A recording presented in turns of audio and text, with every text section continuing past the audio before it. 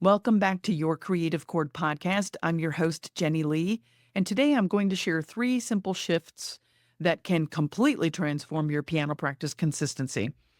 If you've ever struggled to stay consistent with your piano practice, today's episode is for you.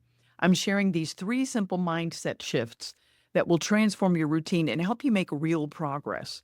Whether you're a beginner or you're returning to practice after a break or a piano educator struggling to fit it in. Shift number 1, embrace imperfection over perfection. That might sound strange that I advocate that because on the flip side, I definitely espouse the idea that you should practice correctly played music versus practicing your mistakes. But this mind shift is a little bit different. Let go of the need for perfection and embrace progress. Whether you're aiming to perform or just play for fun, this shift will free you from frustration. We all know that perfectionism can hold us back. The first mindset shift is to embrace imperfection over perfection. Many piano learners struggle with the idea that every practice session must be perfect.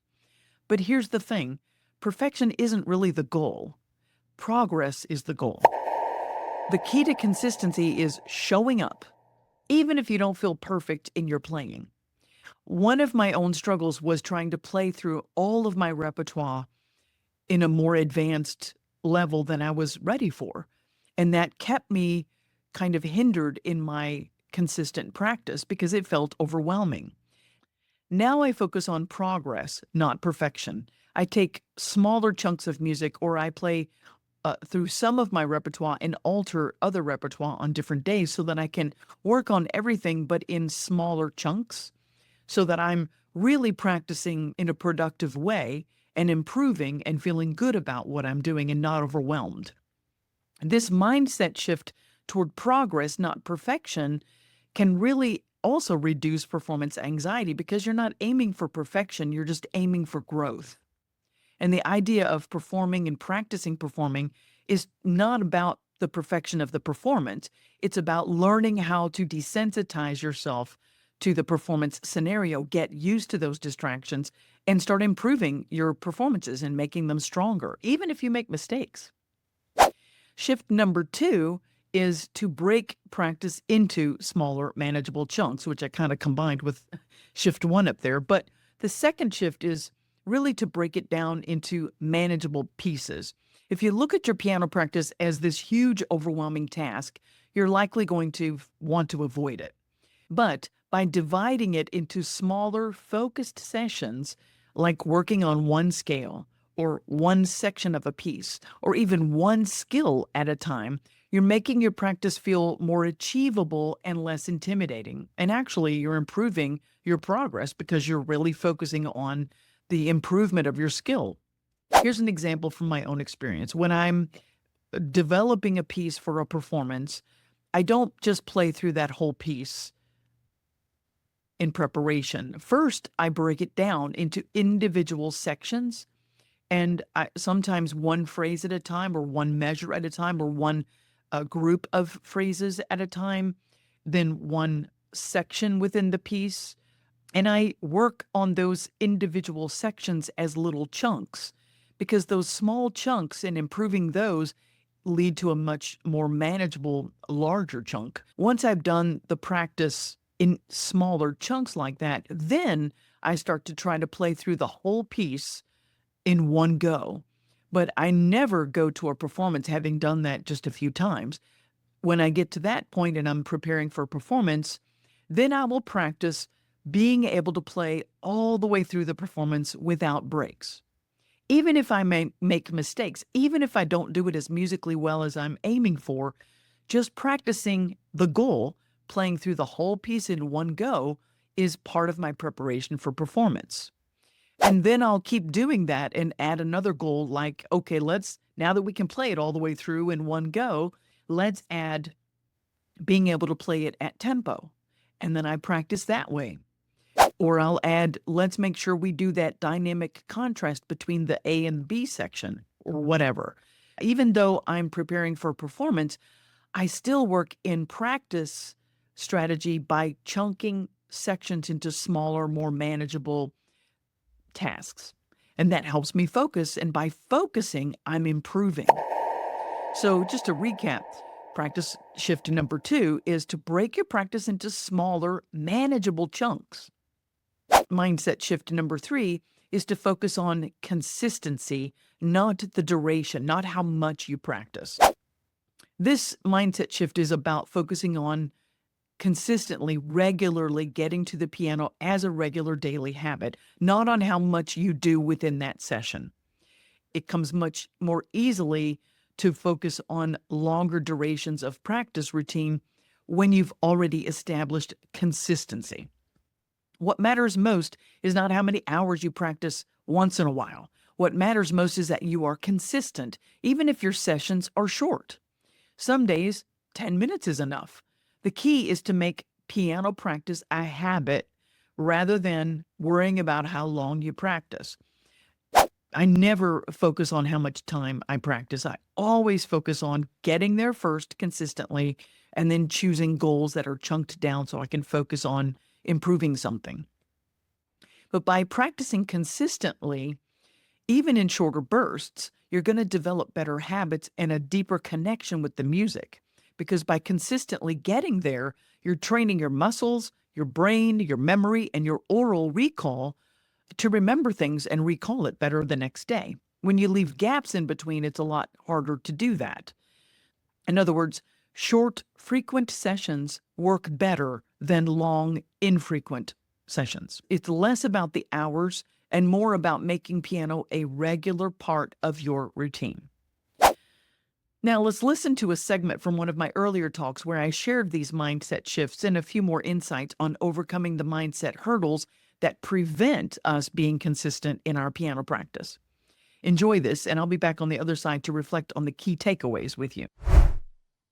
So many people talk about they don't feel motivated to practice or whatever, get creative. Do not depend on motivation. One of my podcast guests, Jill Hodge, who is the podcast host for a wonderful podcast called Let the Verse Flow. She's a writer by profession, but also through her podcast, she uses writing, journal prompts, and poetry, her own poetry. We have a lot in common, a lot of overlap. And she said on the topic of motivation, we were talking about inspiration. And she said, I don't believe in inspiration.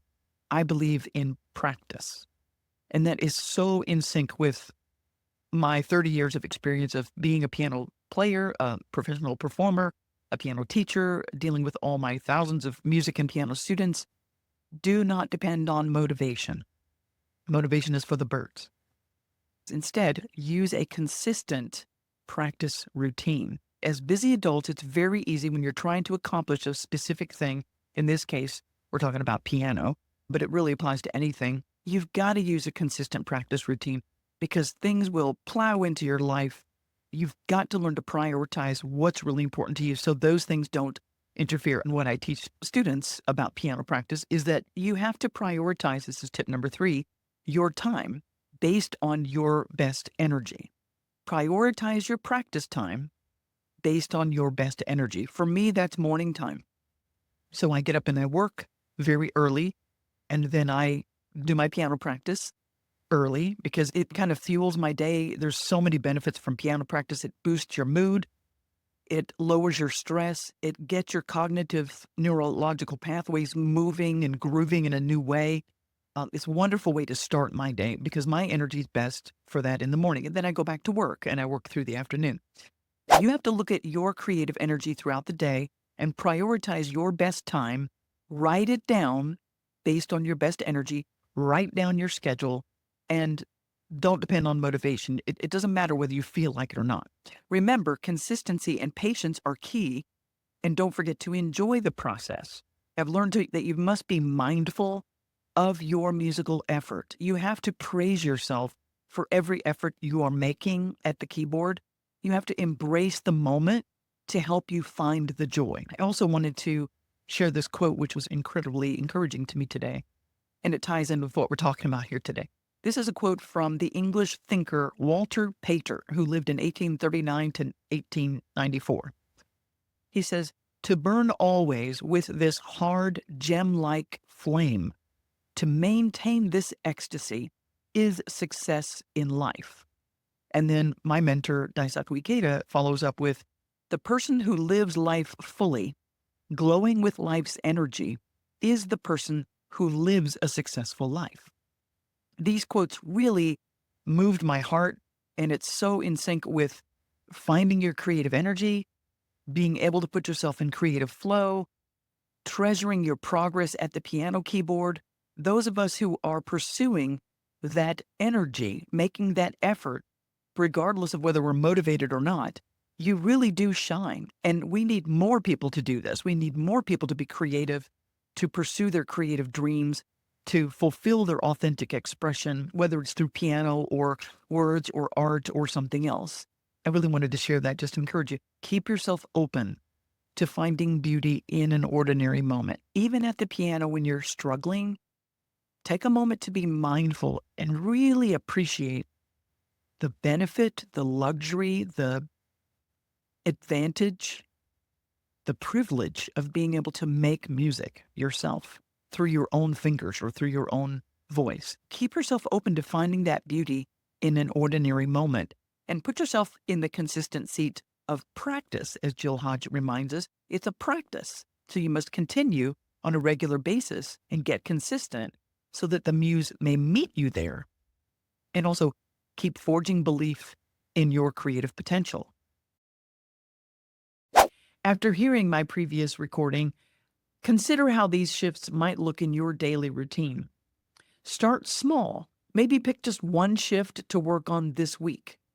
And remember, it's not about making big changes overnight, but about creating sustainable habits. Now let's reflect on the 3 mindset shifts we discussed today. First, embrace imperfection over perfection. Second, break your practice into manageable chunks. And third, focus on consistency, not duration, not how long you practice. Which of these shifts would have the biggest impact on your piano practice routine?